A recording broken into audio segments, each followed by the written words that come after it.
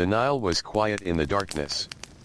Long before the first light reached the eastern edge of the desert, the river moved slowly through the sleeping land. Its surface was dark and smooth in places, broken only by small ripples where the current touched the reeds along the bank. A faint breeze passed over the water. It moved through the tall grasses and across the fields that would soon be filled with people. Somewhere in the distance, a dog shifted beneath the doorway. A sleeping donkey moved its ears. Inside the small houses of mud brick, families rested close together on simple mats. The night was still. And somewhere beside the river, an Egyptian farmer was sleeping. He had spent the previous day working beneath a pale sky, walking through fields softened by the Nile. His hands were rough. His feet were dusty. His shoulders were tired from carrying tools and baskets. Now there was nothing left to do. For a few hours, the fields could wait. The river could wait. The grain could wait. Even the rising sun could wait. The farmer slept. And while he slept, the civilization around him remained quiet. It is easy to imagine ancient Egypt through its great monuments. Stone temples. Tall columns. Royal tombs. Statues with calm faces looking across the desert. But before the stones were carried, before walls were decorated, before scribes recorded names and numbers, there was something much simpler. There was soil. There was water. There was bread. There were hands. And there were thousands upon thousands of ordinary people who woke each morning and slowly went about their work. The farmer was one of them. His name is unknown. His face has disappeared from history. We do not know what he thought about while walking through his fields. We do not know the sound of his voice. We do not know whether he liked the early mornings or preferred the quiet of evening. But we can imagine the shape of his days. We can follow his footsteps through the soft earth. We can listen to the river beside him. And for a while, we can simply remain there. The first light begins to appear. Very slowly. The darkness over the Nile changes from black to deep blue, then from blue to gray. The outlines of palm trees become visible. A narrow strip of farmland begins to emerge from the shadows. The desert remains beyond it, pale and empty. There is always something peaceful about this boundary between river and desert. The Nile gives life. The desert waits beside it. The farmer knows this without needing to explain it. He has known it since childhood. He has watched the river rise and fall. He has seen fields turn green and then golden. He has seen the same paths used by people and animals year after year. His world is not large. It does not need to be. There is the house. There is the field. There is the river. There are neighboring homes. There is the village road. There are boats. There are workshops. There are animals. There are people who know one another. And beyond all of this, there is the long quiet land of Egypt. Inside the house, the farmer begins to wake. He does not leap from his sleeping mat. There is no reason to hurry. The morning is still cool. His family members are beginning to move around him. Someone is preparing the first meal. A small fire is kindled. Dry fuel catches slowly. A faint orange glow appears against the darkness. The smell of smoke moves through the room. The farmer sits up. For a moment, he simply remains there. His body is heavy from yesterday's work. The floor beneath him is cool. The walls around him are made from mud brick, shaped from earth and dried beneath the sun. The house is simple. There are no large rooms. There is little decoration. Most objects have a purpose. A basket. A wooden tool. a clay vessel, a woven mat, a grinding stone, a jar for water. Everything has been touched by human hands. Everything belongs to the rhythm of ordinary life. Outside, the village is waking. A door opens. Footsteps pass over packed earth. Someone calls softly to a child. A donkey makes a low sound from a nearby enclosure. The morning air carries the smell of smoke and bread. The farmer steps outside. His sandals touch the dusty ground. The sun has not yet become hot. This is one of the gentlest moments of the day. The fields are still quiet. The river reflects the growing light. The farmer looks toward the water. He does not need to admire it. It is simply there. It has always been there. And it is the reason he is here. Ancient Egyptian civilization grew along this narrow green world. Beyond the fertile land was the desert. Dry. Open. Silent. But beside the river, the earth could be worked. Seeds could be planted. Crops could grow. Animals could graze. People could settle. Villages could remain in one place. And over many generations, those villages became part of something much larger. The farmer would never see the whole of it. He would never stand above Egypt and look down upon its fields. He would not think of civilization as historians later would. He would simply know that the river returned. He would know when the fields were ready. He would know which path led home. He would know where the grain was stored. He would know how much work remained before sunset. This was enough. His life was measured in smaller things. A basket filled with grain. A field cleared of weeds. A loaf of bread.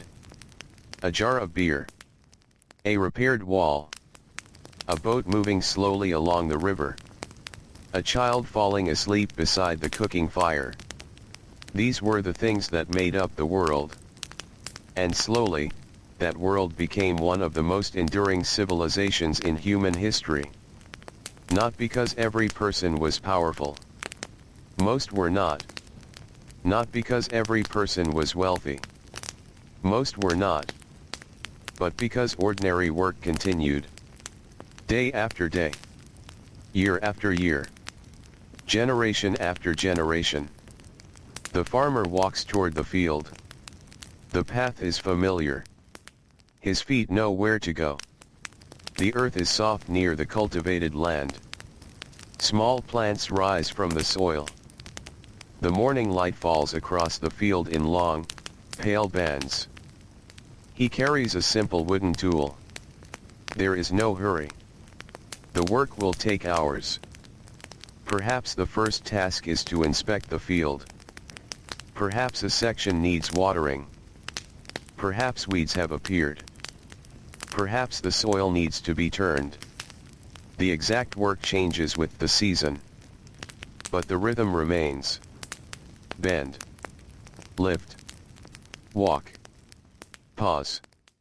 Work. Rest. Then begin again. There is something almost timeless about agricultural work. The farmer does not need to imagine the future. The field asks only for attention. One small area at a time. The Nile is nearby. Water is carried where it is needed. The river is not simply a beautiful part of the landscape.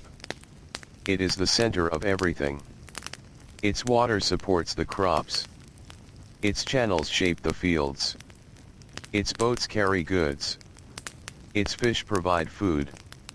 Its banks provide reeds and useful plants. The river connects villages. It gives people a road that does not need wheels. A boat can move north or south. The current helps one direction. The wind helps another. The farmer may rarely travel far. But the river carries news and goods beyond his village. A boat passes in the distance. The farmer pauses for a moment. He watches it. There are people aboard. Perhaps they are carrying grain. Perhaps pottery. Perhaps bundles of reeds. Perhaps they are simply traveling. The boat becomes smaller as it moves away. Then the farmer returns to his work. The morning continues. The sun climbs. The coolness begins to disappear. Light spreads across the fields. The green becomes brighter. The desert beyond the cultivated land becomes almost white. Heat begins to rise from the earth. The farmer's body becomes warm. Sweat gathers along his skin. His hands become dusty. He stops beside the field. He drinks water from a clay vessel. The water is not cold, but it is welcome. He sits for a moment. There is no great event happening. And that is exactly why the scene feels peaceful. Nothing needs to happen. The field is simply there. The river is moving. The sun is rising. The farmer is resting. Somewhere behind him, other workers are beginning their own tasks. A woman carries a basket. A child walks beside her. A fisherman prepares a net. A potter works slowly with clay. A carpenter examines a piece of wood. A scribe sits in a shaded place, making marks on a writing surface. Each person is doing something different. Yet all of their work belongs to the same world. The civilization depends upon this quiet cooperation. The farmer grows grain. Someone grinds it. Someone bakes it. Someone carries it. Someone stores it. Someone records it. Someone transports it. The chain is long. No single person sees all of it. But it exists.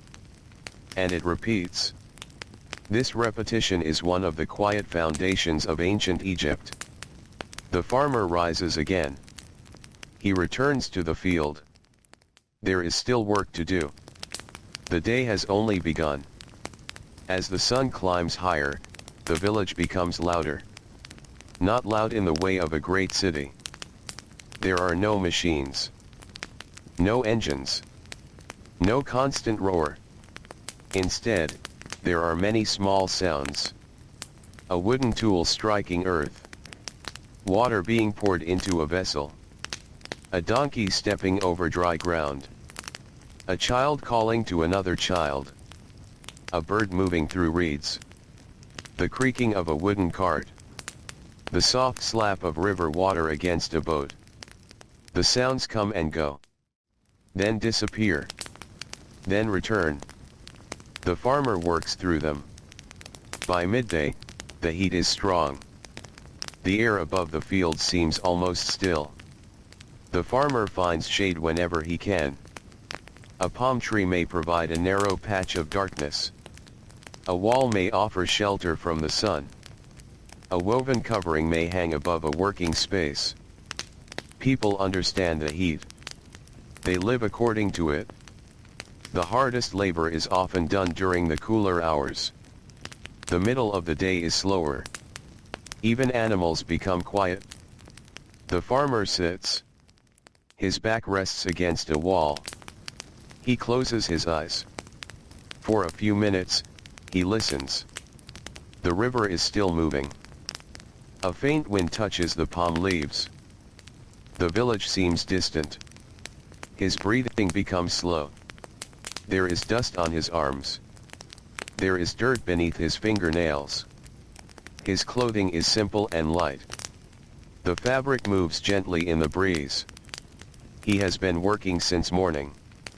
Now he rests. And perhaps this is the most important thing to remember when imagining ancient Egypt. People rested. People became tired. People slept. People waited for the heat to pass. They were not figures carved from stone. They were ordinary human beings living ordinary lives. The monuments remain. But the tired farmer was there too. The baker was there. The fisherman was there. The woman grinding grain was there. The child sleeping beside the doorway was there. The old man sitting in the shade was there. Their names may be gone. Their work is not. The civilization around them could exist because they kept doing these small things. The farmer opens his eyes. The shade has moved slightly. He drinks again. Then he stands. The afternoon work begins. The sun has started its slow journey westward. The heat remains, but it is less sharp. A breeze moves across the fields. The plants tremble gently. Dust rises beneath the farmer's sandals. He continues. Perhaps he checks the edges of the field. Perhaps he repairs a small channel. Perhaps he gathers a few plants. Perhaps he watches for animals that might damage the crop. Agriculture requires attention. The Nile provides the water, but people must guide it. They must prepare the land. They must sow. They must weed. They must harvest. They must carry. They must store. The river gives life. But human hands shape that gift into food. This is how a civilization is built. Slowly. Quietly. One season at a time. The farmer does not know that generations later, people will study the civilization he helped sustain. He does not know that his way of life will become ancient. To him, it is simply life. The afternoon begins to soften. The shadows grow longer. The light becomes warmer. Across the fields, workers begin to slow down. The farmer looks toward the village. It is almost time to go home. He gathers his tools. His hands are tired. His shoulders ache. He walks along the familiar path. The river remains beside him. The water catches the evening light. It turns gold. Then orange. Then a deeper shade as the sun lowers. Birds settle among the reeds. Boats move slowly toward their resting places. The village begins to change. Work becomes preparation for night. Food is carried indoors. Animals are brought closer to their shelters. Tools are placed where they will be found the next morning. A basket is repaired. A wall is checked. A water jar is filled. A fire is prepared. Nothing is wasted. Everything has a place. The farmer reaches his home. He removes his sandals. He steps inside. The room is cooler than the world outside. His family is preparing the evening meal. There is bread. There may be vegetables. There may be onions or dates. There may be fish. There may be beer. The meal is simple. But after a day in the fields, simple food is enough. The farmer sits. He eats slowly. He does not need to speak much. The day has already been long. Around him, family members move quietly. A child becomes sleepy. Someone tends the fire. Someone cleans a vessel. The walls hold the warmth of the day. Outside, the last light disappears. The desert becomes dark. The Nile becomes almost invisible. Only the sound remains. Water moving gently against the bank. The farmer listens. His body is heavy. His hands are sore. His eyes begin to close. Tomorrow will be much the same. There will be another morning. Another field. Another basket. Another walk beside the river. But tonight, there is nothing more to do. The fire burns low.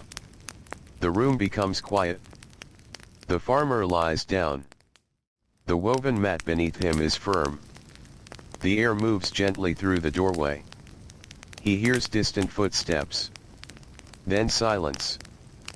His breathing slows. The village sleeps. The river continues moving. And beyond the river, beneath the wide desert sky, the ancient land settles into darkness. For a few hours, the fields belong only to the night. The farmer sleeps. And while he sleeps, the quiet work of civilization waits for morning. Part 2. Morning will return slowly. It always does. The first light will touch the river before it reaches the houses. The palms will appear as dark shapes against the sky. Birds will begin moving among the reeds. Then, one by one, people will wake. The farmer will rise again. But before we follow him into another day, it is worth remaining for a little while in the quiet world around his home. The house itself tells us much about the life of an ordinary Egyptian family. Mud brick was practical. Earth was gathered, shaped, and dried in the sun. The walls were thick enough to provide some protection from the heat. The rooms were simple. The floors were hard. Mats provided places to sit and sleep. Clay vessels held water, grain, oil, and other necessities. There were few objects that existed only for decoration. A household could not carry many useless things. Every object required material, labor, and care. A basket had to be woven. A jar had to be shaped. A wooden tool had to be carved. Clothing had to be made. Food had to be prepared. Everything took time. And because everything took time, people learned to use things carefully. A broken object might be repaired. A worn basket might be woven again. A wooden handle might be replaced. A wall might be strengthened with fresh mud. The house was never completely finished. It was cared for. The same was true of the fields. The same was true of the boats. The same was true of the tools. Ancient life was full of maintenance. Quiet maintenance. Daily maintenance. The kind of work that rarely enters historical stories. Yet without it, nothing could continue. The farmer's wife, family members, neighbors, and other workers all had their own responsibilities. The household was not separate from the farm. Everything was connected. Grain from the field became flour. Flour became bread. Bread became food. The same grain might also become beer. The same harvest could support animals. Animals could provide milk, labor, or meat. Nothing existed alone. The village functioned as a collection of connected tasks. One person depended on another. The farmer knew this. He might not have described it in words. He simply lived it. When the river was generous, many people benefited. When crops were good, food moved through the village. When work was difficult, families helped each other when they could. There were disagreements, of course. There were tired days. There were poor harvests. There were illnesses. There were moments when food was scarce. Ancient Egypt was not always peaceful in the way our sleepy imagination might wish. Life could be hard. But much of life was also ordinary. And ordinary life is often quiet. The farmer wakes before sunrise. He hears movement inside the house. He sits up. The same simple morning begins again. The fire is prepared. Water is poured. Bread is divided. The sky becomes lighter. He steps outside. The air is cool. The Nile is covered in mist. He looks toward the field. Then he begins walking. There is comfort in a familiar path. The farmer does not need to decide where to go. He knows. His feet carry him. Along the way, he passes other people. A fisherman is already near the river. A woman carries a jar. A group of workers walks toward another field. A child follows an older relative. The village slowly becomes awake. The sun rises. The day begins. And so the work continues. This is the quiet heart of the civilization. Not the palace. Not the temple. Not the royal procession. The field. The kitchen. The workshop. The riverbank. The home. These are the places where most people spend most of their lives. The farmer reaches the field. He kneels. His fingers touch the soil. It is familiar. He can feel whether it is too dry. He can see whether a plant is healthy. He can notice small changes. Agriculture requires knowledge. That knowledge is learned over years. A child watches an older farmer. The child learns when to plant. How deeply to place a seed. How to carry water. How to recognize a healthy crop. How to protect grain. How to use a tool. How to work without wasting energy. The knowledge moves from one generation to another. There are no written instructions for every task. Much of it lives in memory. In hands. In habits. In observation. The farmer teaches without giving a formal lesson. A child simply watches. Then helps. Then grows older. Then teaches another child. This is how practical knowledge survives. The sun rises higher. The farmer works. The field becomes brighter. A few birds move across the sky. The river glimmers. The desert beyond the cultivated land remains still. The contrast is always there. Green beside brown. Water beside sand. Life beside emptiness. The farmer has lived with this contrast all his life. The desert is not necessarily frightening to him. It is simply different. The cultivated land is where people live. The desert is where other things are found. Stone. Salt. Minerals. Routes to distant places. Tombs. Silence. The two landscapes are part of the same country. The farmer knows the border between them. He knows where the green ends. He knows where the dry earth begins. And he knows that the river is the reason the green exists.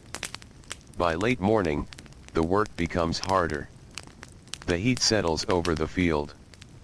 The farmer's movements become slower. He pauses more often. His body understands the rhythm. Work. Rest. Work. Rest. There is no need to force the day. The sun will move whether he hurries or not. He drinks water. He sits beneath shade. Nearby, another worker is doing the same. They may speak quietly. Perhaps about the crop. Perhaps about a family matter. Perhaps about nothing important. Then they return to work. The afternoon passes.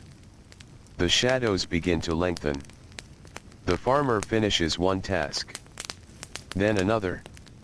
There is satisfaction in seeing a field cared for. Not dramatic satisfaction.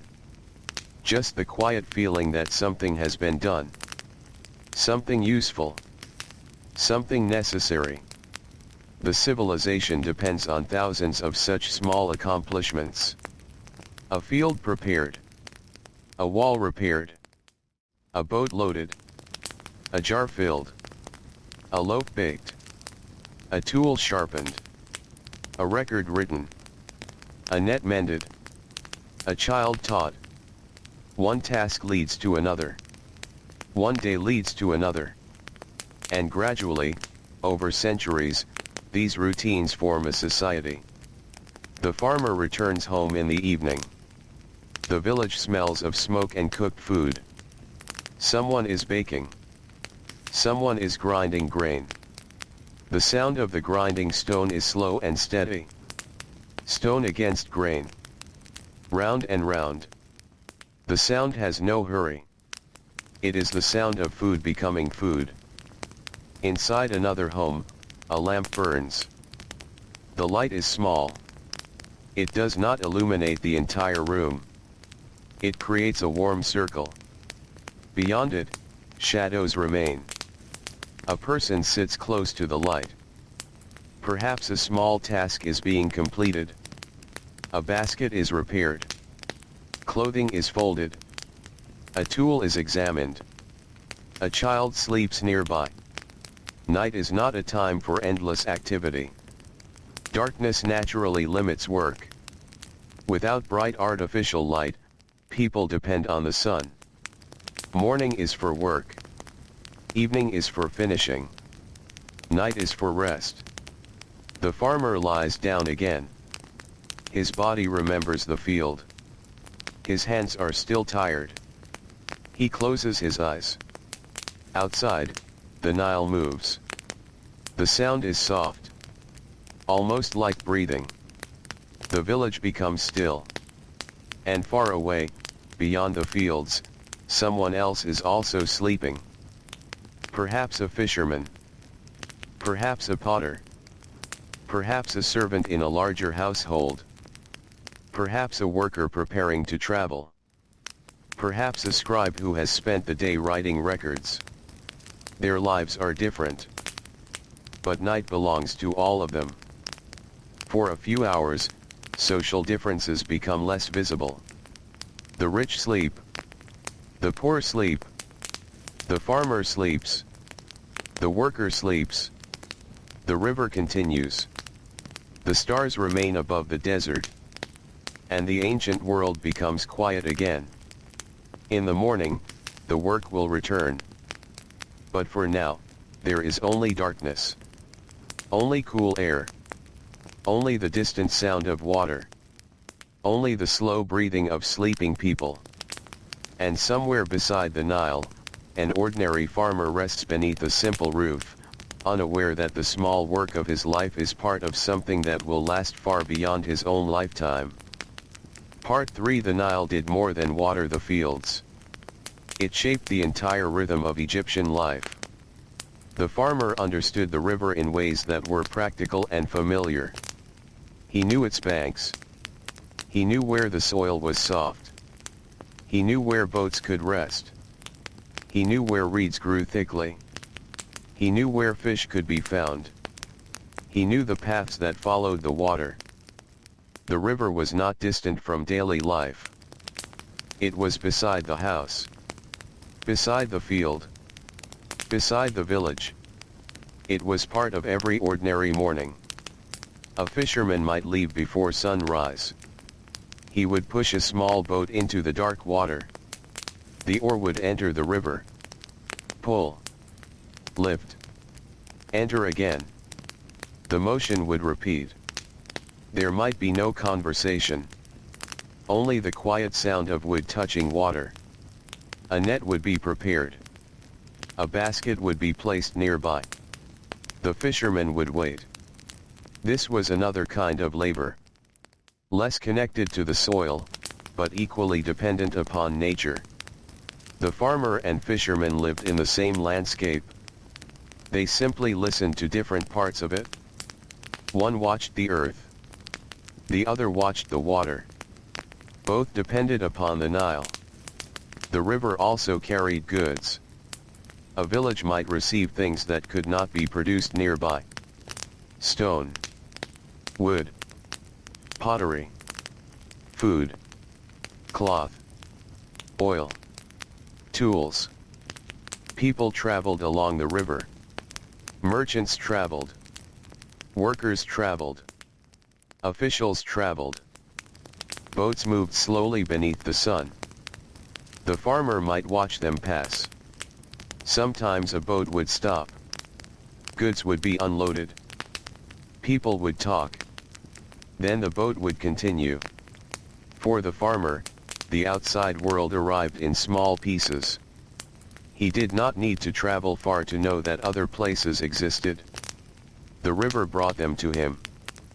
But his own life remained close to home. His field needed him.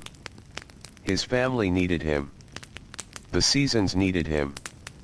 There was always another task waiting. And so the ancient Egyptian farmer remained connected to a larger civilization without ever needing to understand its entire shape. Far away, people built large structures. Some carried stone. Some cut stone. Some transported supplies. Some prepared food. Some recorded measurements. Some supervised work. Others remained in villages. The farmer's grain could become part of that larger system. Food supported workers. Workers built structures. Officials organized labor. Scribes recorded supplies. Boats carried materials. A civilization is made of these connections. But at ground level, it still feels like ordinary work. A person carries a basket. Another person fills it. Another person records it. Another person moves it. Another person eats the food. The great structure is invisible inside the small tasks. The farmer returns to his field. The morning is already warm. He bends down. He works. His movements are practiced. He does not waste energy. There is an economy in familiar labor. The same movement repeated hundreds of times. The body learns. The hands learn. The mind becomes quiet.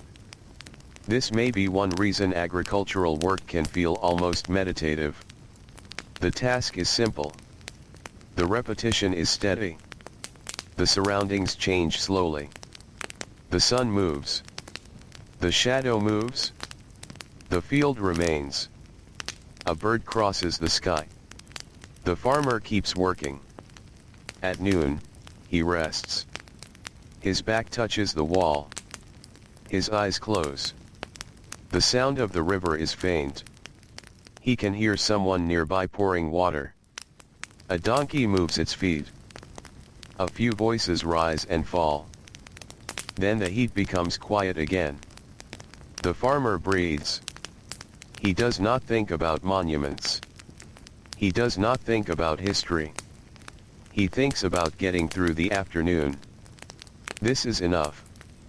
The afternoon passes. The work becomes lighter. The sun begins to lower. The farmer gathers his tools. He walks home. The same path. The same dust. The same river. The same evening light. And yet every day is slightly different. The Nile changes. The weather changes. The crops change. Children grow. Older people become slower. Walls are repaired. Homes are expanded. Animals are born. Animals die. A family may gain a new member. Another person may leave. The village changes slowly. So slowly that people living there may hardly notice. But over generations, the changes become enormous. A house built by one generation is repaired by another. A field worked by a grandfather is worked by his grandson. A tool passed from one hand to another becomes old. A path becomes permanent. A village becomes larger. A settlement becomes connected to another settlement. And eventually, the landscape becomes filled with the evidence of human effort. But underneath all of it is the same rhythm. Water. Soil. Seed. Work. Harvest. Food. Rest. Again. And again. The farmer enters his home. His family is there. The evening meal is ready. The fire is low. A clay bowl rests nearby. Bread is placed on a mat.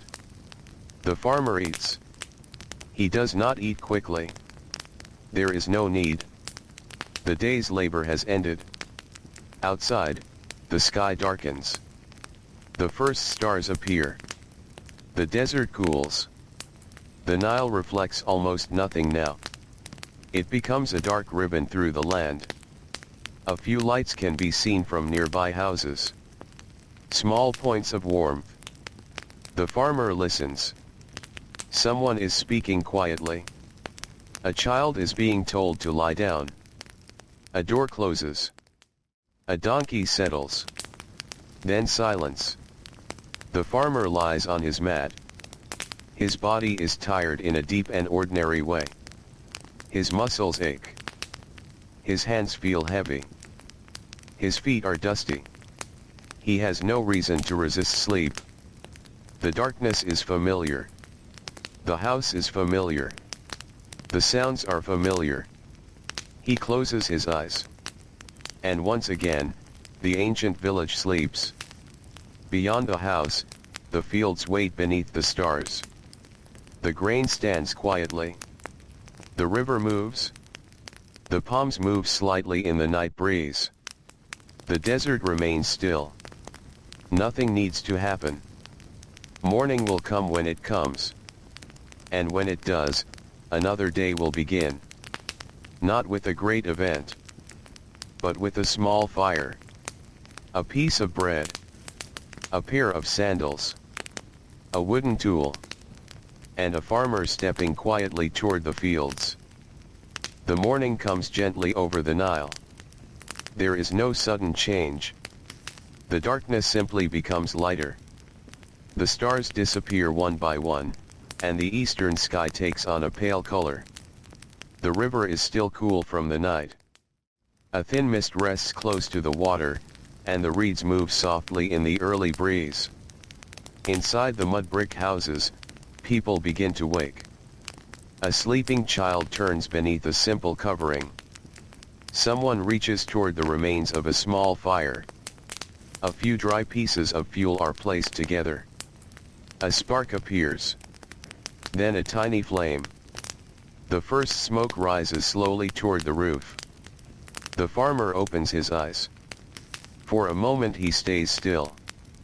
The room is quiet. His body remembers yesterday before his mind has fully awakened. There is a familiar heaviness in his shoulders. His hands are stiff. His feet feel tired. But this is normal. The work of the field has become part of him. He sits up. Around him, the house begins its morning routine. A clay vessel is lifted. Water is poured. Bread is divided. There is very little conversation. The day is beginning, and everyone knows what must be done. Outside, the village is slowly coming alive. The farmer steps through the doorway. The cool air touches his face. He looks toward the river. The first sunlight has reached the water. For a moment, the Nile seems almost silver. Then the light becomes warmer. The farmer adjusts his clothing. He picks up his tool. And he begins walking. The path is the same one he has walked many times. The ground beneath his sandals is familiar. There are small stones. Dry patches. Soft areas near the water. The farmer does not need to look down very often. His feet know the way. As he walks, he passes homes that are still quiet. Some doors are open. Others are closed. A woman sits near one doorway, preparing food. An older man is already outside. He sits in the shade and watches the morning. A young child follows a goat across the packed earth. The village is waking without hurry. The farmer reaches the field. The plants are covered with tiny drops of moisture. He kneels. He touches the soil. The morning is still cool enough to work comfortably. He begins. There is something peaceful in the first hour of labor. The sun is low. The air is fresh. The sounds of the village fade behind him. He can hear birds. He can hear insects. He can hear the river. The wooden tool moves through the earth. Again. And again. The farmer works. His movements are slow but certain. There is no need for speed. The field will not disappear. The morning is long. He works one small section at a time. This is how much of ancient life must have felt. Not like a series of grand events. More like a long collection of small repetitions. A person gets up. A person works. A person eats. A person rests. A person works again. A person returns home. A person sleeps. Then the same pattern begins again. It can sound uneventful. And perhaps it was. But uneventful does not mean unimportant. The farmer's quiet work provides food. The food supports the household. The household supports the village. The village becomes part of a larger network. And that network supports a kingdom. The farmer may never see the entire kingdom. He does not need to. His contribution is local. A few rows of crops. A few baskets of grain. A few hours of labor. But multiplied by thousands of people, those small efforts become enormous. The great civilization of Egypt rests upon countless ordinary mornings like this one. The sun rises higher. The farmer wipes his forehead. The heat has begun. He keeps working. Nearby, another farmer is doing the same. Their tools make quiet sounds against the soil. A bird lands near the edge of the field. It looks around. Then flies away. The farmer watches it for a moment. Then returns to his work. The Nile is never far away. Sometimes the river can be seen between the trees. Sometimes only the sound of water can be heard. Its presence is constant. Even when the farmer is looking down at the earth, he knows the river is there. It is part of his understanding of the world. The fields exist because of it. The village exists because of it. The animals depend on it. The boats depend on it. The entire country depends on it. Yet the farmer does not spend his day thinking about the Nile. He simply uses what it provides. He carries water. He watches the soil. He plants. He harvests. He repairs. This quiet relationship between people and water is repeated everywhere along the river. Some farmers work in fields. Some fishermen work from boats. Some people gather reeds. Others wash clothing near the riverbank. Children play close to the water. Animals drink. Boats arrive. Boats leave. The river is both workplace and road. It is also a source of calm. In the evening, after the heat has faded, people can sit beside it. They can watch the surface become dark. They can listen to the current. They can feel the cooler air. The same river that demands work also provides rest. By late morning, the farmer's first task is complete. He stands. His back hurts. He stretches slowly. He looks across the field. There is no grand feeling of victory. Only the quiet knowledge that something has been done. He walks toward a shaded place. There is a wall nearby. He sits. His breathing becomes slower. The sun is now strong. The field shimmers in the heat. Far beyond the green land, the desert seems almost endless. The boundary between them remains clear. Green plants. Brown earth. Blue sky. Pale sand. The farmer closes his eyes. A warm breeze moves across his face. He can smell dry earth. He can smell the river. He can hear the faint movement of palm leaves. For a few minutes, he does nothing. This is part of the day too. Rest. Ancient people rested whenever they could. The body required it, especially during hot weather. Work beneath the sun could not continue forever. There were moments for sitting, moments for eating, moments for drinking, moments for simply waiting. The farmer opens his eyes. A small lizard moves across the ground. It disappears beneath a stone. The farmer watches it. Then he looks back toward the field. The morning is nearly gone. He returns to work. The afternoon will be slower. There may be repairs to make. A section of the field may need attention. Perhaps a tool has become loose. The farmer sits and adjusts the wooden handle. He examines it carefully. A simple tool must last. Wood is valuable. Time is valuable. Work is valuable. Nothing should be wasted. He finishes the repair. Then stands. The afternoon continues. Across the village, other forms of work are taking place. A potter sits with clay. His hands move around the soft material. Slowly, the shape changes. A bowl begins to appear. The potter turns the clay. His fingers smooth the surface. There is no need to rush. The material decides the pace.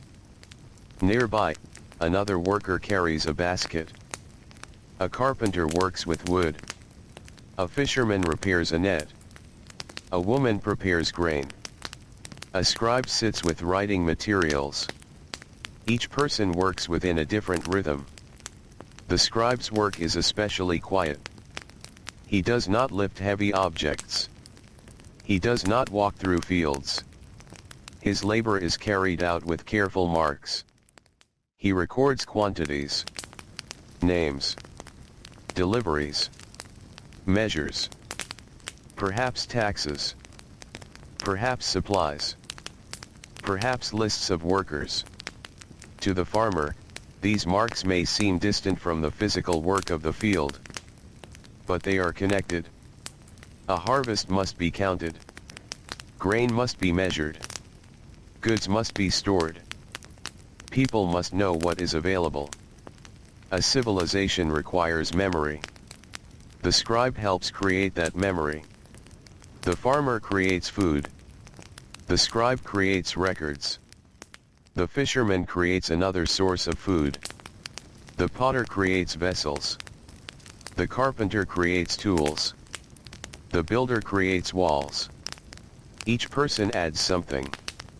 No single person creates the whole civilization. It grows from many forms of labor. The farmer returns home late in the afternoon. The sunlight has become softer. The heat is beginning to loosen its grip. The sky is turning gold. He walks more slowly now. His tool rests against his shoulder. Dust covers his legs. His hands are tired. He sees the river again. The water reflects the evening light. A boat moves slowly toward the village. The sail is pale against the sky. For a moment, the farmer watches. The boat passes. The sound of water follows it. Then the farmer continues home. The village is now more active. People are returning from work. Children are gathering near their homes. Animals are being led inside. Smoke rises from cooking fires. The smell of bread fills the air. The farmer reaches his doorway. He places the tool against the wall. It will remain there until morning. Inside, the room is cooler. He sits. Someone brings water. He drinks slowly. The simple act feels good. His hands rest on his knees. For a few minutes, he says nothing. The day has been long. But the work is finished. At least for tonight. The evening meal begins. Bread is broken.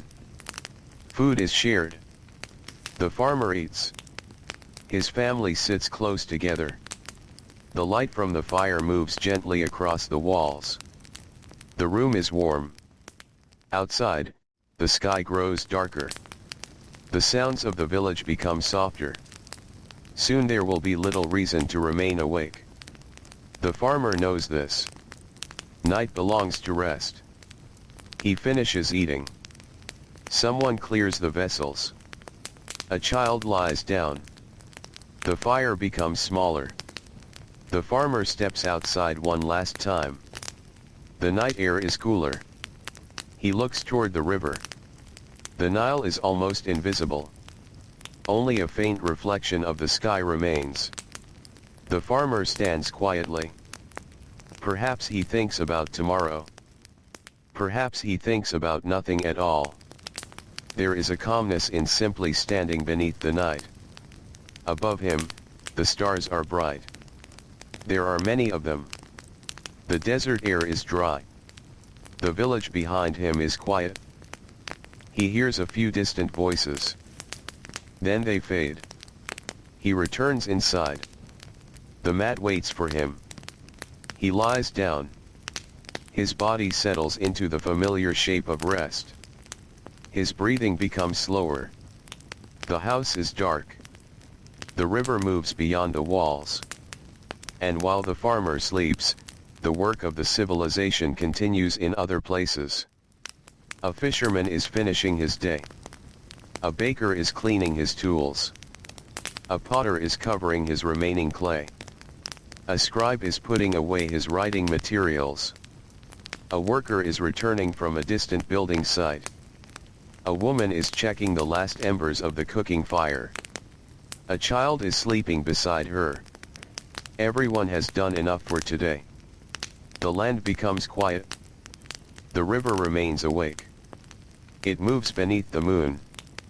It touches the reeds. It passes the fields. It passes the homes. It passes the sleeping village. And perhaps, somewhere beyond the darkness, another village is doing the same. Another farmer has finished his work. Another family has eaten. Another fire has become small. Another person has closed tired eyes. Across the long valley of the Nile, thousands of people sleep. Their lives are separate. Their homes are separate. Their daily tasks are different. But the same river connects them. The same sun rises over them. The same seasons return. The same soil waits for their hands. And morning will come again. Slowly. Quietly. Without announcement. The farmer will wake. He will sit up. He will hear the first movement inside the house. The fire will be lit. Bread will be prepared. The door will open. Cool air will enter. And once again, he will walk toward the fields. Not because he knows he is building a civilization, but simply because there is work to do. And that may be one of the quietest truths about the ancient world. Civilizations are rarely built in a single moment. They are built by people who wake up. People who carry water. People who plant seeds. People who bake bread. People who repair walls. People who mend nets. People who write numbers.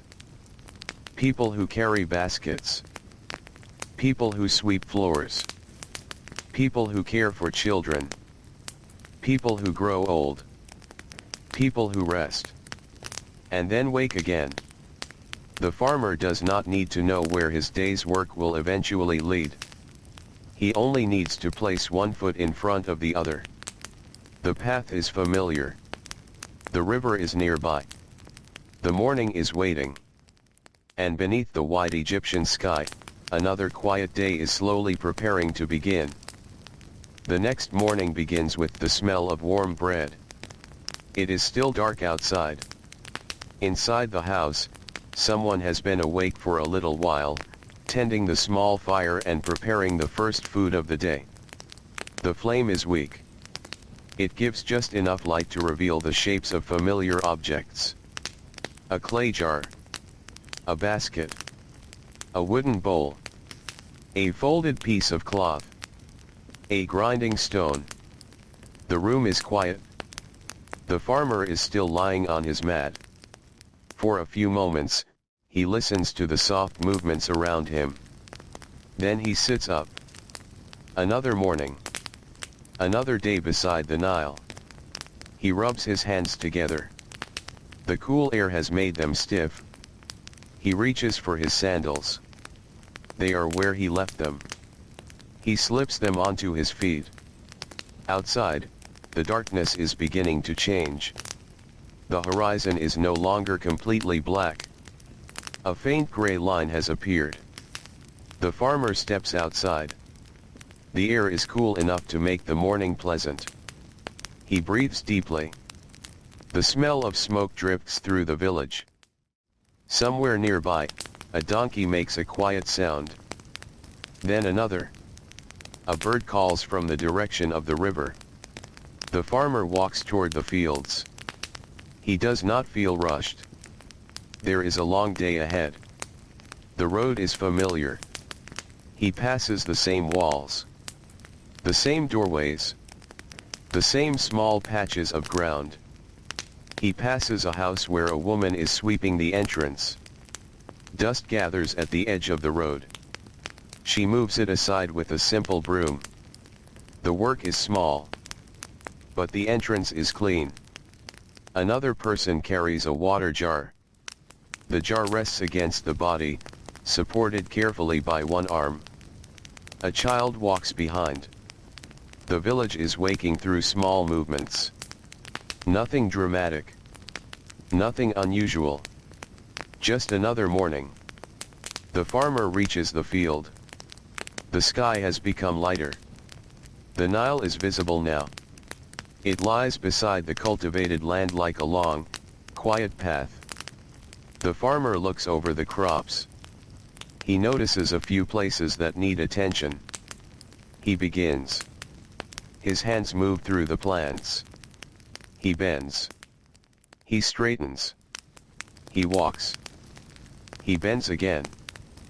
The work continues. There is a peaceful repetition to it. The farmer knows that if he takes care of the field today, it will be easier tomorrow. If he ignores something, it may become a larger problem later. So he pays attention. Ancient agriculture required patience. The farmer could not force the crop to grow. He could only prepare the conditions. He could place the seed. He could care for the soil. He could bring water. Then he had to wait. Waiting was part of farming. Waiting for the river. Waiting for the plants. Waiting for harvest. Waiting for the weather. Waiting was part of life. The farmer understood this. His entire world followed cycles. The river rose. The river fell. The fields became wet. The fields became dry. Seeds were planted. Plants appeared. Crops grew. Harvest arrived. Then the land rested. And the cycle began again. The same patterns could continue for generations. A child born in one season might grow old watching the same river change. A farmer might spend his entire life in one stretch of land. He would see fields that his father had worked. He might later see his own children work them. The land could feel almost permanent. But people were not. People came and went. Generations passed. The river remained. The desert remained. The fields continued. This gave ancient Egyptian life a particular sense of continuity.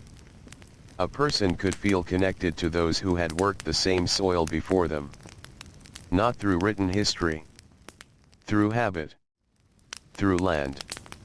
Through work. The farmer pauses. He looks across the field. Perhaps his father once stood in the same place. Perhaps his father had shown him how to hold the tool. Perhaps he remembers a quiet morning from childhood. An older pair of hands guiding his own. A voice explaining where to place the seed. The memory is not dramatic. It is simply there. Then the farmer returns to work. The sun is rising. The sky is becoming golden. The warmth begins to spread across the fields. By mid-morning, the village is fully awake. The road is busier. Workers move between homes. Animals are being led toward pasture. Boats move along the Nile. The sound of conversation carries across the water. The farmer continues. At times he works alone. At times another worker joins him. The work does not require constant conversation. People can work beside each other quietly. There is something familiar about that. A person can share space without needing to fill every moment with words. The farmer lifts a basket. It is heavy. He carries it a short distance. Then sets it down. He rests. The heat is increasing. The sky is clear. There are few clouds.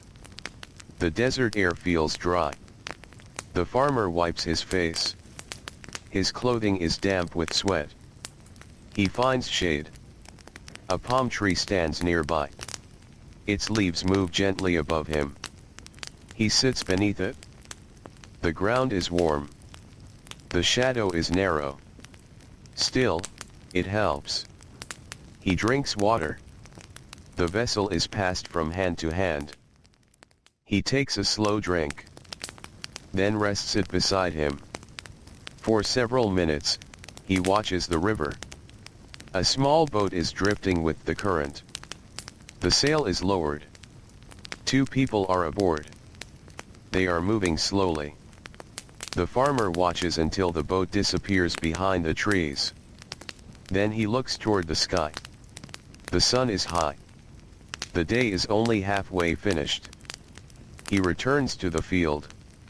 The work continues. Far away, other workers are carrying stone. The farmer cannot see them clearly. But the larger world of Egypt is always nearby. Large building projects require food. Workers require bread. Animals require grain. Boats require supplies. Homes require tools. Temples require workers. Cities require food. Everything returns, in some way, to agriculture. The farmer grows the food that allows other people to do other work. This is one of the quiet ways that a civilization grows. A farmer does not need to build a monument to support one. He may never touch the stone. He may never see the finished structure. But his grain may feed someone who carries it. His labor may become part of something far beyond his own field. The same is true for many ordinary people. A baker may never meet a builder. A fisherman may never meet a scribe. A potter may never meet a royal official. Yet their work connects them. The civilization is like a large woven cloth. Each person provides one small thread. Most people never see the whole pattern. They simply continue weaving. The farmer continues his work. The sun begins to move west. The strongest heat slowly passes. The afternoon becomes gentler. The farmer's movements remain slow. His body is tired. But he knows how to pace himself. He does not use more strength than necessary. A tool moves through the soil. He pauses. He adjusts his grip. He works again. The sound is soft. Earth against wood. Wood against earth. The same sound repeated. A breeze crosses the field. The plants move together. The river shines. A bird circles above. Then everything becomes quiet again. There are moments like this when the ancient world feels very close. Not because of monuments. Not because of famous rulers. But because the landscape itself remains understandable. A person stands beside a river. A person works the soil. A person becomes tired. A person rests. The basic rhythm is still familiar. The farmer finishes his last task. He gathers his things. The light has begun to soften. It is time to go home. He walks slowly. The road feels warmer beneath his feet. The evening air is beginning to cool. A group of workers passes him. They are carrying baskets. Someone laughs quietly. The sound fades. The farmer continues. Near the river, a fisherman is pulling a boat onto the bank. He looks tired too. The two men may exchange a few words. Then they continue in different directions. The day is ending. The village is entering its evening rhythm. Smoke rises from cooking fires. Bread is being prepared. Water is being carried. Animals are being fed. Children are becoming quieter. The farmer reaches home. His family is preparing food. He sets down his tools. His hands are dusty. He washes them. The water runs over his fingers. The simple act is refreshing. He sits near the doorway. For a moment, he watches the evening light. The sky is pale gold. The palms are dark silhouettes. The Nile catches the last sunlight. The river looks almost still. A boat moves through the distance.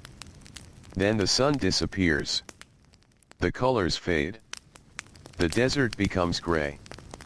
The village grows quiet. The evening meal is ready. The farmer eats bread, vegetables, perhaps fish, perhaps dates, perhaps beer. The food is ordinary. But after a long day, it is enough. He eats slowly. His family talks softly. The children are sleepy. The fire burns low. The walls hold the warmth of the day. The farmer feels the heaviness of sleep beginning. But before he lies down, he steps outside once more. Night has arrived. The stars are bright. The air is cooler now. The river is dark. He can hear water moving. He can hear insects near the reeds. He can hear the faint sound of someone walking along the village path. Then silence. He looks upward. The stars have no names he needs to remember. They are simply there. Ancient Egyptians watched the sky carefully. They used the movements of the heavens to understand seasons and time. But the farmer does not need to calculate anything tonight. He only stands. He breathes. He listens. Then he returns inside. The mat waits. He lies down. The room is dark. His family is settling around him. The fire becomes a few red points. His body relaxes. His shoulders loosen. His hands rest. His breathing slows. Outside, the village is almost completely silent. The Nile continues its journey. It does not sleep. It moves past the fields. Past the reeds. Past the boats. Past the houses. Past people who are already dreaming. The river carries the night with it. And while the farmer sleeps, somewhere farther along the Nile, another household is beginning its own quiet evening. A woman closes a door. A fisherman puts away his net. A potter covers his clay. A scribe finishes his final marks. A worker places a tool against a wall. A child turns over on a sleeping mat. A tired animal lowers its head. One by one, the sounds disappear. The ancient land becomes still. Tomorrow, the farmer will wake again. But tonight there is nothing he needs to do. The field can wait. The river can move without him. The tools can rest. The house can remain quiet. For now, he can sleep. And the civilization that depends on his work can sleep with him. Not completely, of course. There are always boats moving. There are always guards watching distant roads. There are always people who must remain awake. But most of Egypt is resting. The farmers. The families. The workers. The children. The old. The young. They are beneath simple roofs and open skies. Their world is dark. Their breathing is slow. Their fires are fading. And above them, the stars remain. The farmer turns slightly on his mat. He finds a comfortable position. His tired body becomes still. His breathing deepens. The last thought of the day disappears. The river continues outside. The soft current moves through the darkness. And in the quiet hours before morning, the fields wait patiently beneath the stars. The night beside the Nile is long and quiet. For a while, nothing changes. The farmer sleeps. His family sleeps. The village sleeps. Outside the house, the fields rest beneath the darkness, and the river moves steadily past them. The water does not stop. It has no reason to hurry. It simply continues along its ancient path. The same water that passed the village tonight will pass another village tomorrow. It will move beneath boats, beside reeds, around islands, and past fields where other farmers are sleeping. The farmer does not think about this. He is asleep. His breathing is slow. His hands lie quietly beside him. The day's dust has been washed away. His sandals are near the doorway. His wooden tool rests against the wall. Everything is waiting for morning. There is something gentle about tools resting at night. A hoe or plow does not look important when it is leaning against a wall. A basket does not look important when it is empty. A clay jar does not look important when it sits quietly in a corner. But each object has been made for a reason. Each has passed through human hands. Each has its own small history. The farmer's tool may have been repaired many times. The basket may have been woven by someone in the village. The jar may have been shaped by a potter whose name is forgotten. The sleeping house contains the work of many people. This is true of almost every ancient home. A household was never completely independent. People depended upon others. Farmers needed potters. Potters needed farmers. Fishermen needed baskets. Builders needed food. Scribes needed writing materials. Merchants needed roads and boats. The whole society was connected through ordinary objects. Even the simplest meal required many hands. The farmer's bread began as grain. The grain began as a seed. The seed entered the soil. The soil depended upon the river. The river depended upon the landscape and the seasons. The farmer worked the field. The crop was harvested. The grain was stored. Someone carried it. Someone ground it. Someone mixed it. Someone baked it. Then the farmer ate.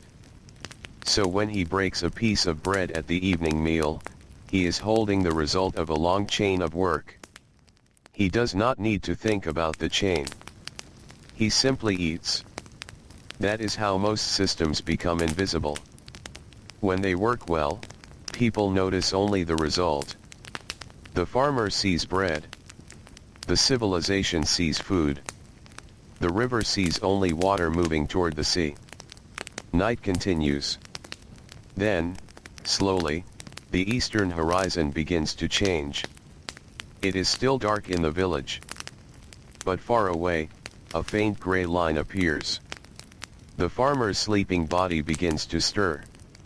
He turns. He opens his eyes. For a few moments, he does not move. The room is still dark. He hears the soft breathing of his family. A bird calls outside. Another answers from farther away. The farmer knows the morning is near. He sits up. Again, the day begins. There is no need for a clock. The sky itself provides the signal. Light will come. The village will wake. Work will begin. The farmer stands. He reaches for his sandals. He steps outside. The air is cool. The night has left a faint dampness on the ground near the river. The eastern sky is becoming pale. He walks toward the water. Perhaps he needs to fill a vessel. Perhaps he simply wants to begin the morning near the river. He crouches beside the bank. The Nile is quiet. He dips the vessel into the water. It fills slowly. He lifts it. The weight settles into his arms. He turns toward home. There are already people awake. A fisherman is preparing a boat. He moves quietly so as not to disturb anyone. A woman is carrying water. An older man sits outside his home. The first fire has been lit. Smoke rises. The farmer returns home. He sets down the water. The morning meal begins. Then the farmer prepares for work. This is how time passes in the ancient village. Not through large announcements. Through repeated gestures. Opening a door. Lighting a fire. Lifting a vessel. Putting on sandals. Carrying a tool. Walking to the field. The gestures are small. But they happen again and again. And repetition creates stability. A child learns the rhythm by watching adults. At first, the child may simply follow. Later, the child may carry something small. Then a basket. Then a tool. Eventually, the child becomes a worker. The knowledge of the household moves quietly from one generation to another. There may be no formal ceremony. No important speech. Just a father showing a son. A mother showing a daughter. An older worker showing a younger one. A skilled hand guiding another hand. This is how practical knowledge survives. The farmer walks toward the field again. He notices the morning air is cooler than yesterday. The season may be changing. The days may be getting shorter. Or perhaps the weather is simply different.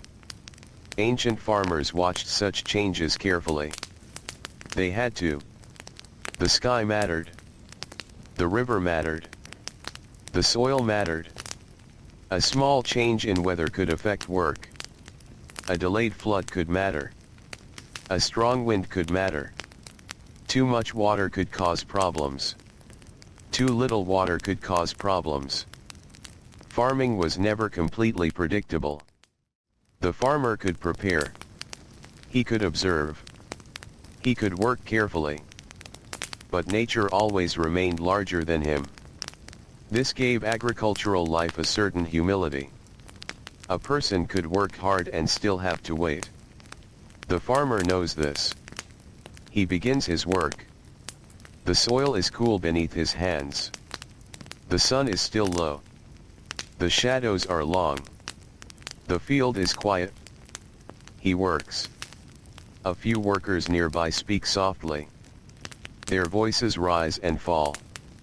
Then disappear. A bird lands on a nearby plant. The farmer moves it away gently. He continues. The day becomes warmer. The light changes. The Nile becomes bright. The farmer carries water. He walks back. He pours it carefully. Not too much. Not too little. The movement becomes familiar. Lift.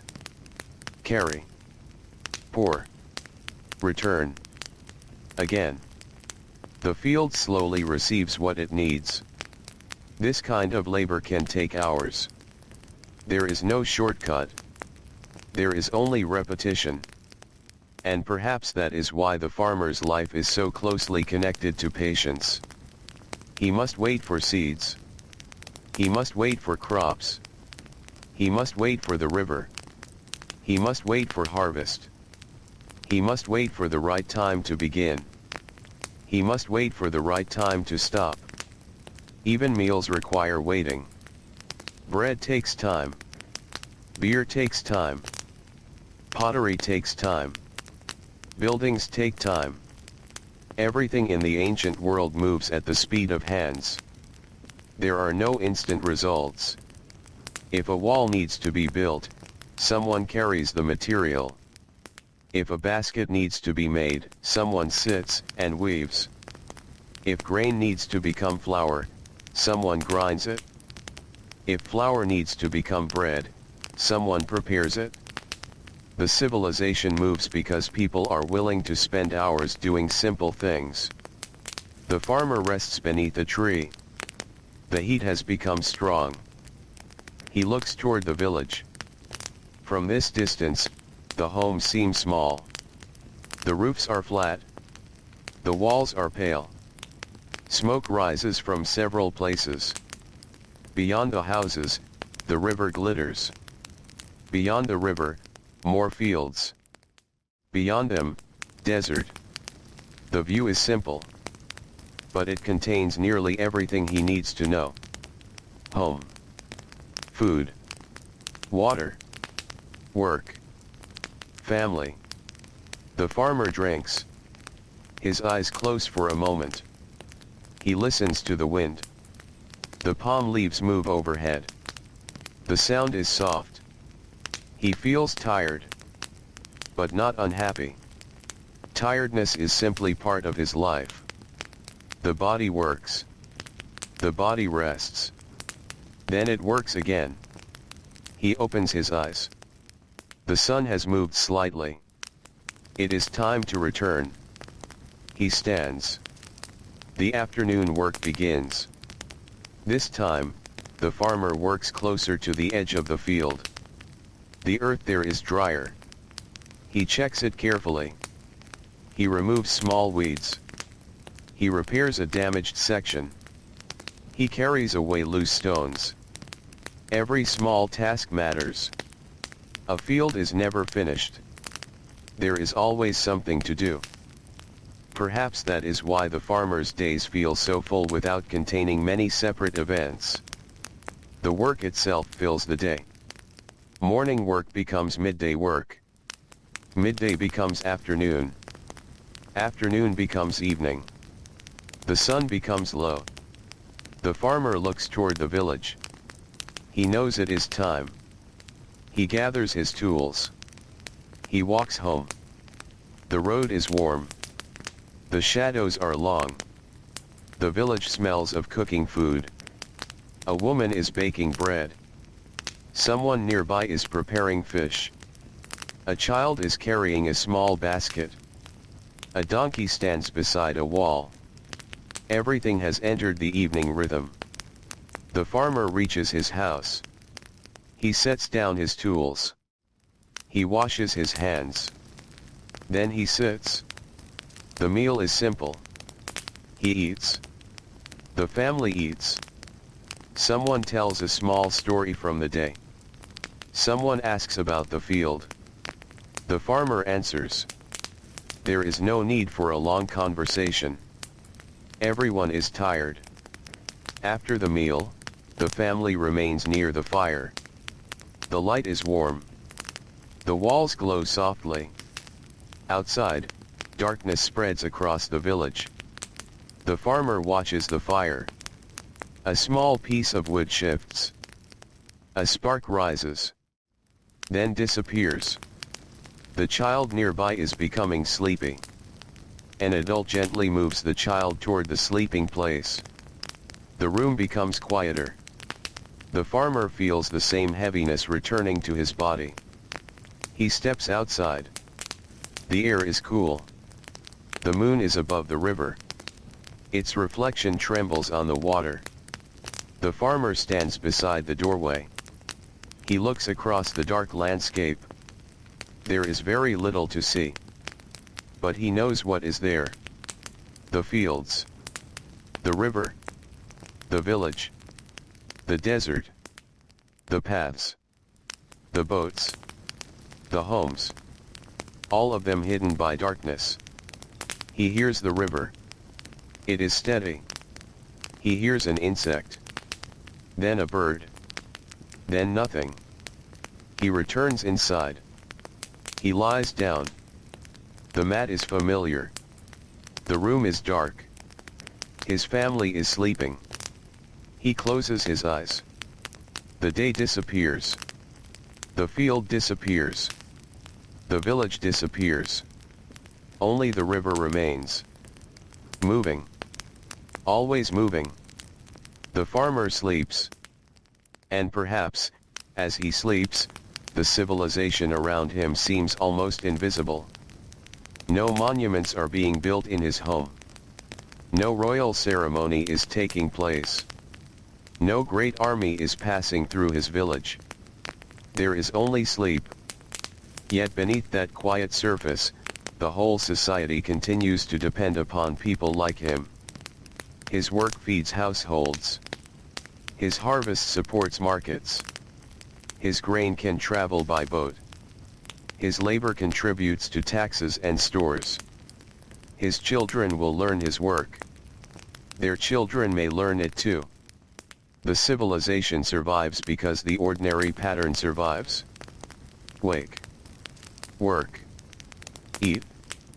Rest. Sleep. Again. And again. The ancient Egyptians lived within this rhythm for generations. They watched the river. They watched the sky.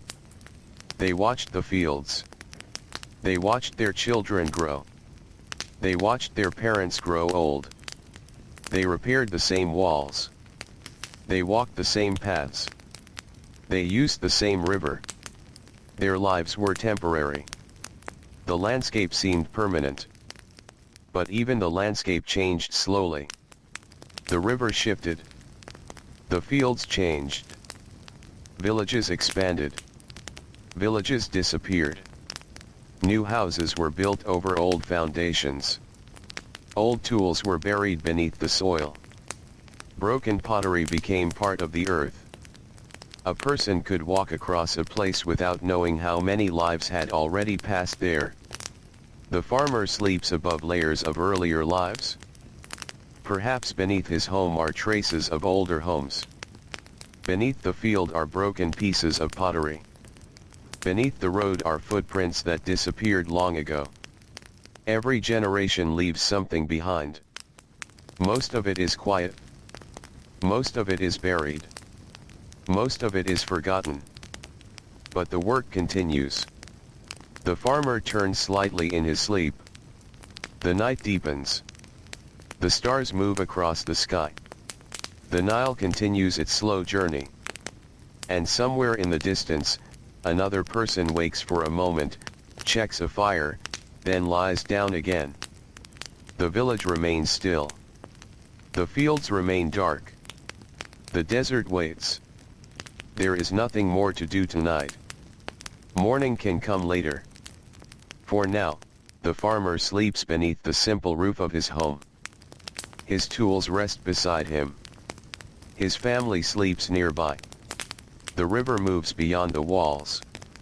And the ancient Egyptian world remains quiet until the first light returns. The Nile continues moving through the darkness. The farmer sleeps. Above him, the night sky stretches over the narrow green land, reaching from the river toward the distant desert. The stars remain clear in the dry air. Their light falls gently over fields that cannot be seen clearly now.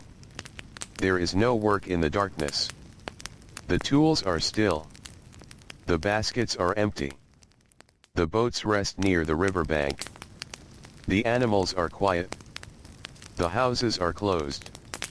For a few hours, the ancient village belongs almost entirely to sleep. Then, very slowly, the eastern sky begins to change. The darkness becomes gray. The farmer wakes before the sun has fully appeared. He does not know exactly what time it is. He does not need to. The change in the sky tells him enough. He sits up. His body feels heavy. Yesterday's work has not completely left him. His back is stiff. His hands are tired. He rubs his fingers together. Then he reaches for his sandals. The same simple morning begins. Outside, the air is cool. The ground feels cold beneath his feet. The farmer looks toward the river. The Nile is almost motionless from where he stands. A faint mist rests above the surface. A boat is tied to the bank. Its rope is loose. The boat rocks gently. The farmer walks toward the water. He hears the first sounds of the village waking. Someone coughs. A door opens. A child speaks softly. A donkey moves inside a shelter. Then comes the sound of a grinding stone. Slow. Heavy. Steady. Grain is being turned into flour. The farmer hears it and knows that breakfast is being prepared. He returns home.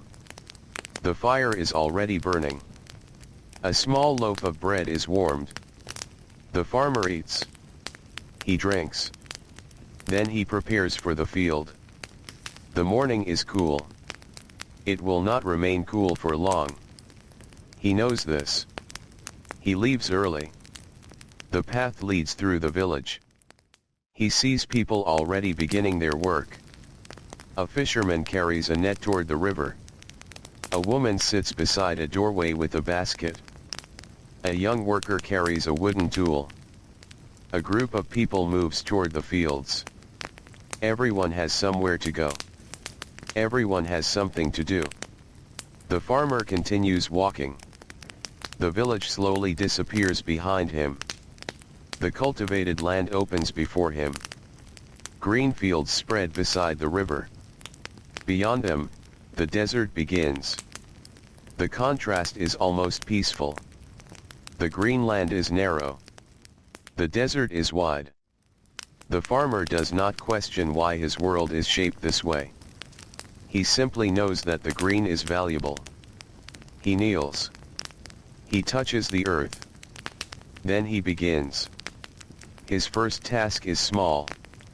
He clears a patch. He checks the plants. He looks for signs of damage. He moves slowly. The morning light grows stronger. The shadows become shorter. The work continues. This is the kind of work that asks for attention but not constant thought. The farmer's hands know what to do. He does not need to think about each movement. His body remembers. He bends. He lifts. He carries. He places. He walks. Then he begins again. The sound of the river remains nearby. Sometimes a breeze comes from the water. It touches his face. Then disappears. The sun climbs. The farmer drinks. He continues. Across the field, another worker is doing the same. There is no hurry. The day is long. The work is repetitive. And repetition can become its own kind of quiet. The farmer may have done this work hundreds of times. His father may have done it. His grandfather may have done it. The same earth has received the same kind of attention for many generations. A field can become part of a family's memory. People may know where a certain tree stands. Where water collects after the river rises. Where the ground is softer. Where a path becomes muddy. Where a wall needs repair. This knowledge is local. It belongs to people who spend their lives in one place. A person who travels through Egypt may see a field. A farmer sees much more. He sees the condition of the soil, the direction of the wind, the state of the plants, the location of the water, the movement of animals. He sees small details that a stranger would miss. This knowledge is one of the quiet foundations of farming. The farmer keeps working. By late morning, the sun is strong. The heat begins to settle over the field. The farmer slows down. He carries his tool to the shade. There is a wall nearby. He sits against it. His breathing is deep. His face is warm. He drinks water. The clay vessel feels cool against his hand. He closes his eyes. The world becomes sound. Water. Wind. Birds. A distant voice. A donkey. Then silence. The farmer rests. His eyes remain closed. Perhaps he thinks about food. Perhaps he thinks about the field. Perhaps he thinks about his family. Or perhaps he thinks about nothing. There is no need to fill every quiet moment. He simply sits. The sun continues moving. The farmer opens his eyes. The shadow has shifted. He stands. The work begins again. This time he moves toward another part of the field. He checks the plants carefully. Some need water. Some need support. Some have grown well. He does what he can. There is satisfaction in seeing healthy crops. Not pride. Not celebration. Just relief. Food will come from this land. The harvest will eventually arrive. There will be grain. There will be bread. There will be storage. There will be another season. The farmer works. And while he works, the wider world continues. Along the river, boats travel. A merchant may be carrying goods. A government boat may be carrying supplies. A fisherman may be bringing his catch home. A group of workers may be traveling toward a larger settlement. The farmer sees some of them. Others remain beyond his view. The Nile carries all of these lives beside him. This is one of the reasons the river is so important. It connects people who might otherwise remain far apart. A road through the desert is difficult. The river is easier. A boat can carry a large load. It can move with the current. It can use the wind. It can travel from one settlement to another. The farmer may not own a boat, but the river still connects him to the wider country. His grain may leave the village. His tools may have come from another place. His pottery may have been made by someone he has never met. His life is local. But it is not isolated. The civilization reaches into his home through ordinary objects. A clay jar. A wooden handle. A piece of woven cloth. A loaf of bread. A basket. Each one connects him to another person's labor. The afternoon comes. The strongest heat begins to fade. The farmer has completed most of his work. He checks the field one last time. Then he gathers his tools. His shoulders ache. His feet are dusty. He starts toward home. The walk feels easier now. The sun is lower. A soft wind comes across the river. The light is warm. The farmer passes another field. A group of workers is still finishing their tasks. They wave. He continues. The village appears ahead.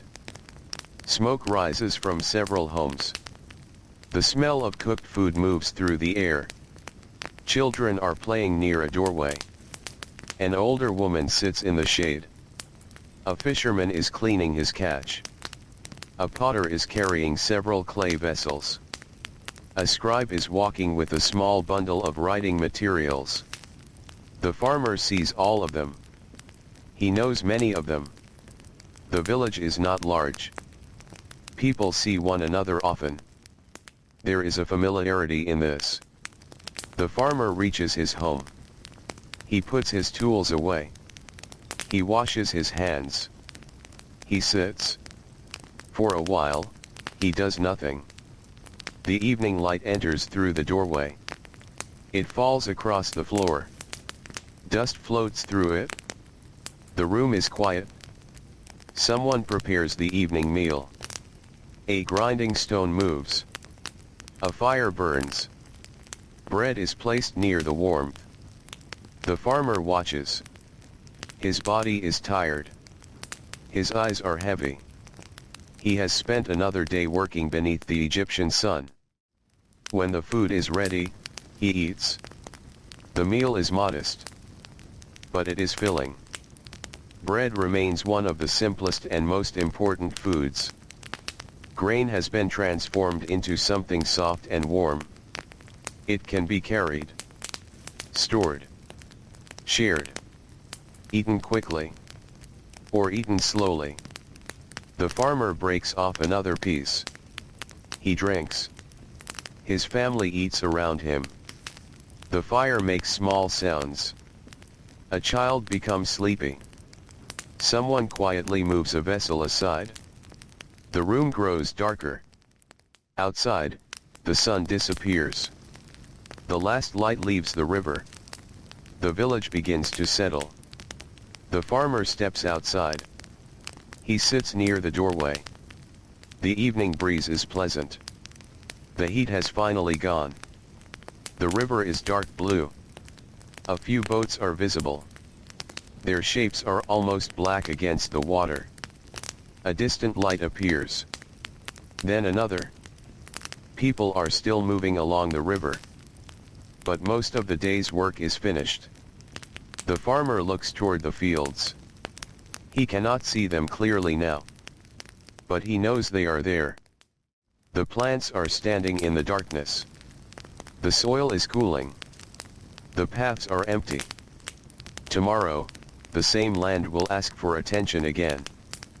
The farmer does not feel troubled by this. There will always be work. There will always be another morning. He sits quietly. The stars appear. One by one. The sky becomes darker. The river becomes quieter. The village settles deeper into the night. The farmer hears someone closing a door. A dog moves along the path. Then silence. He stands. He returns inside. The fire is almost gone. His family is preparing to sleep. The farmer lies down. His mat is simple. The room is warm. His body feels heavy. He closes his eyes. For a moment, the day's images remain in his mind. The field. The river. The sun. The road. The village. Then they slowly disappear. Sleep comes. Outside, the ancient village becomes still. The farmer's tools remain against the wall. The baskets remain empty. The jars remain in their places. The fire becomes ash. The Nile continues moving. The night deepens. And in the darkness, the civilization seems very far away from the grand monuments that later generations would remember. There is no stone pyramid in this small room. No royal statue. No decorated temple wall. There is only a family sleeping. A farmer resting after work. A simple home made from earth. A few objects. A little food. And the quiet sound of the river. Yet this is the world that made everything else possible. Before stone could be raised, food had to be grown. Before workers could build, they had to eat. Before officials could record supplies, someone had to produce them. Before boats could carry materials, someone had to load them. Before cities could expand, fields had to feed them. The farmer is one small part of this. His life is ordinary. That is precisely why it matters. He represents thousands of people whose names were never carved into monuments. People who woke before sunrise. People who worked in fields. People who carried water. People who repaired tools. People who baked bread. People who cared for animals. People who raised children. People who grew old. People who slept. Their lives were not recorded in detail. But their labor was everywhere. It was in the bread. It was in the walls. It was in the boats. It was in the grain stores. It was in the roads. It was in the fields. The farmer turns in his sleep. Outside, the moon has risen higher. The river shines beneath it. A small breeze moves through the reeds. The palms sway. The desert remains still. Another night passes. And slowly, without anyone noticing, the hours move toward morning. The farmer sleeps through them. His village sleeps with him. The Nile keeps moving. The land keeps waiting. And somewhere beyond the darkness, another day is already approaching. The first light returns quietly. It begins beyond the eastern horizon, where the darkness has started to thin. The farmer is still asleep. The house is cool. The fire from last night is only ash now. A clay vessel stands near the wall. A basket rests on the floor. The wooden farming tool remains where it was placed. Nothing has moved. Then a bird calls outside. The farmer opens his eyes. Morning. He does not rise immediately. He lies still for a little while, listening. There is a familiar sound coming from the river. Water touching the bank. A soft movement of reeds. Farther away, someone is already awake. A door opens. Footsteps cross the ground. A donkey gives a quiet call. The farmer sits up. His body is tired. But he has work to do. He reaches for his sandals. The morning air enters when the doorway is opened. It is cool. The farmer steps outside. The sky is becoming pale. The Nile reflects the early light. The river is almost silver. He stands for a moment. Then he walks toward the field. The path is empty. The village is still only partly awake. Smoke rises from the first cooking fires. The farmer passes a house where bread is being prepared. The smell follows him for a moment. Then he continues. The field is waiting. He reaches it as the sun begins to rise. The plants are still wet with morning moisture. He bends down. He checks the soil. He begins his work. There is no need to explain what he is doing. His hands know. His body knows. The field has taught him. He works slowly. The morning passes. The sun rises higher. The river brightens. A boat moves along the water. The farmer hears the sound of an oar. He looks up. The boat passes. Then he looks back at the field. This is how his day is divided. Small moments of attention. Small moments of rest. Long periods of work. The civilization around him follows the same rhythm. In the village, bread is being baked. At the river, fishermen are preparing their nets. In workshops, clay is being shaped. In houses, grain is being ground. Along roads, people carry goods. In larger settlements, scribes are recording things. The farmer sees only a small portion of this. but all of it is connected. His field is connected to the village. The village is connected to the river. The river is connected to other settlements. And those settlements are connected to the wider kingdom. The farmer does not need to understand the entire system. He simply participates in it. That is enough. By mid-morning, the heat has arrived. The farmer slows down. He takes a drink. The water is warm. Still, it feels good. He sits beneath a palm tree.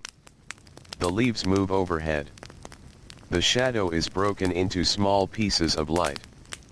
He looks toward the horizon. The desert is bright. There is almost no sound from that direction. The cultivated land feels alive. Green plants. Birds. Insects. People. Animals. Water. The desert remains quiet. The farmer has lived beside this contrast all his life. He knows that the desert has its own uses. People travel through it. Stone comes from it. Salt can be found there. Other resources can be gathered. But for the farmer, the cultivated land is home. The Nile is the center. He drinks again. Then returns to work. The afternoon arrives. The sun becomes less severe. The farmer finishes one section. He moves to another. A neighbor joins him. They work beside each other. They speak occasionally. Mostly they are quiet. There is no need for conversation. The work itself is enough. The neighbor points toward a damaged part of the field. The farmer looks. Together, they repair it.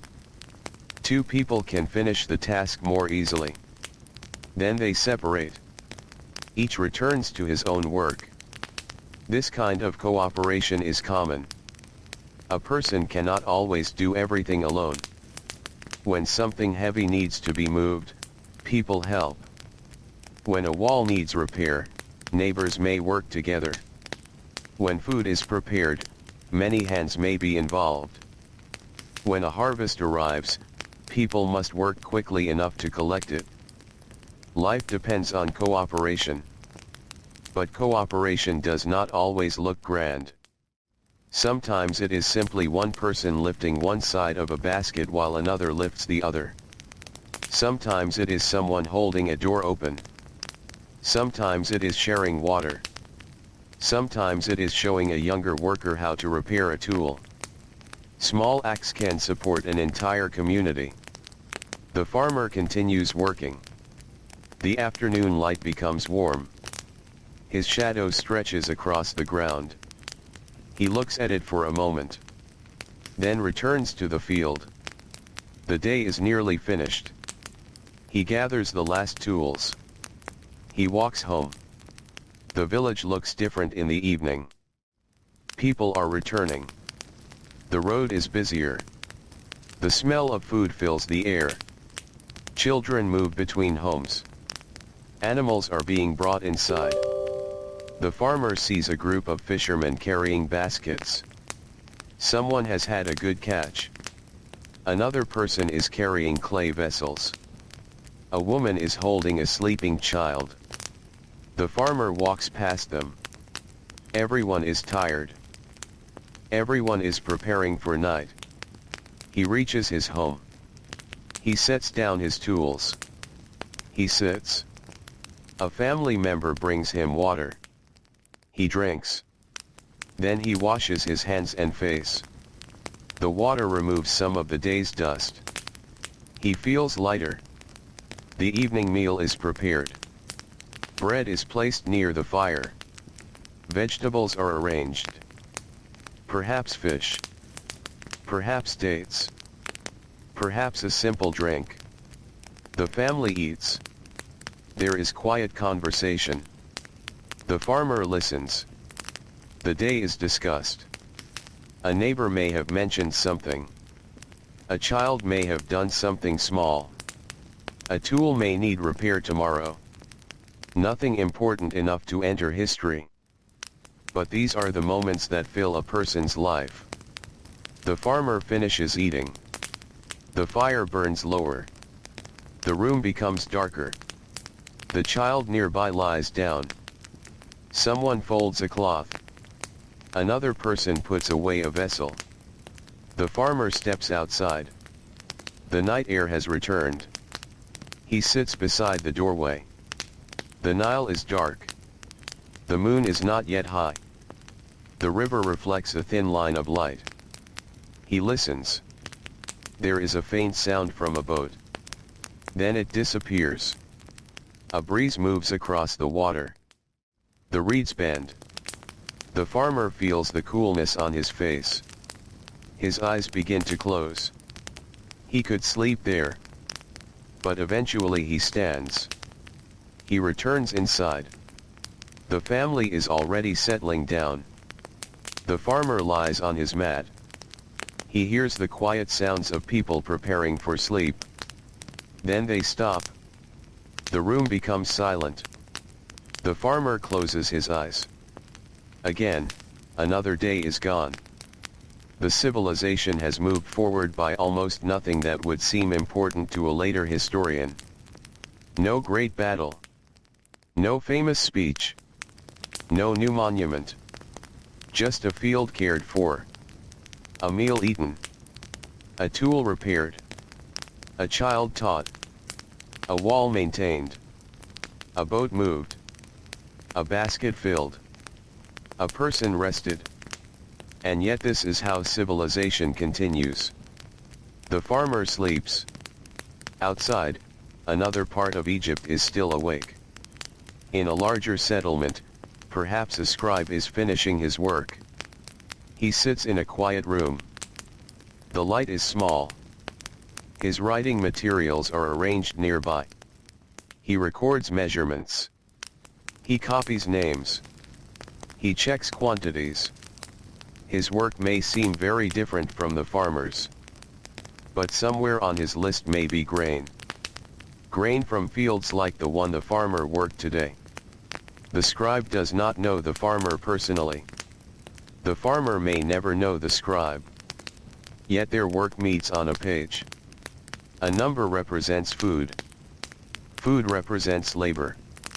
Labor represents the field. The field represents the river. The river represents the land. The simple mark made by the scribe carries a whole chain of human effort behind it. The scribe finishes.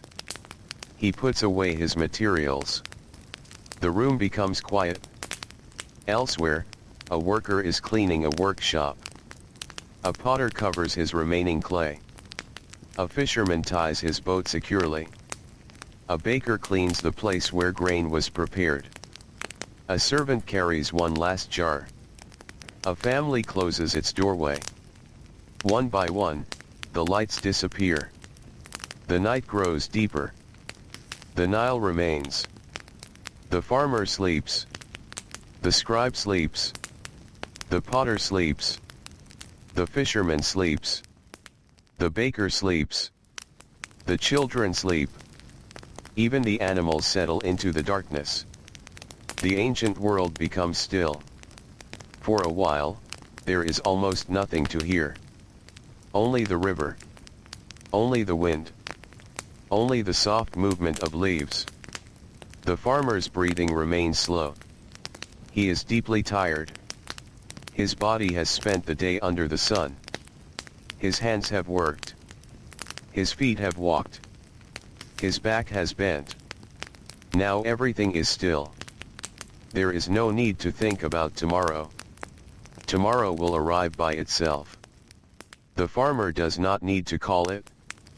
He does not need to prepare every detail tonight. His tools are ready. His sandals are nearby. The field is waiting. The morning will come. He can sleep. And the ancient Egyptian night continues around him. The stars move slowly. The moon crosses the sky. The river keeps flowing. The desert remains silent. The palms move gently. The village rests. Hours pass. Then more hours. Eventually, the darkness will begin to fade again. The first bird will call. The first fire will be lit. The first door will open. The farmer will wake.